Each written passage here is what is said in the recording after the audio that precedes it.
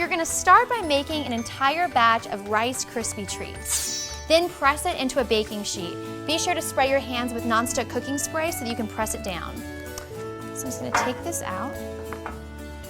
I'm gonna start by just making a long strip so I can cut squares.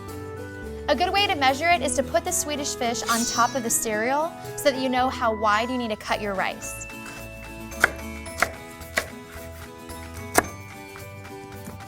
Easy. And then you just put the Swedish fish on top of the rice cereal. Okay, but now we need that nori wrapper to hold it together. So today we're gonna use fruit roll-ups. So just slice a tiny little strip, just like that. Put it over the Rice Krispie treat and fold it over on the bottom. Ta-da! And now I'm gonna show you how to make a sushi roll. The thing that most people order when they order sushi is a California roll. So I'm gonna show you how to make that. So you're gonna cut your Rice Krispie into a long bar, a couple inches across. And then we're just gonna press the cereal down so that we can actually make it flat enough to roll. If you like playing with your food, this is definitely where that comes into play. Okay, and let me just cut this a little bit smaller. All right, what do we want to put in our sushi roll?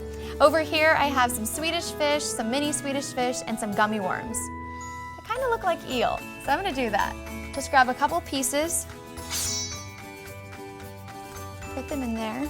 But now we need to wrap it in our version of seaweed, or a fruit roll-up. All right, so just put your Rice Krispie treat over your fruit roll-up and trim the excess. But keep these little pieces for later. And then starting at one edge, you're going to tightly roll the sushi candy. Now, if you make sushi at home, you might have one of these, this little bamboo wrapper. So if you have one, why not? Use it to push that candy and the rice cereal together. And you can also just use your hands and squeeze it together. If there's any excess, cut that off. Okay, let's slice this up. I'm gonna cut it in half, and then in half again. And there we go.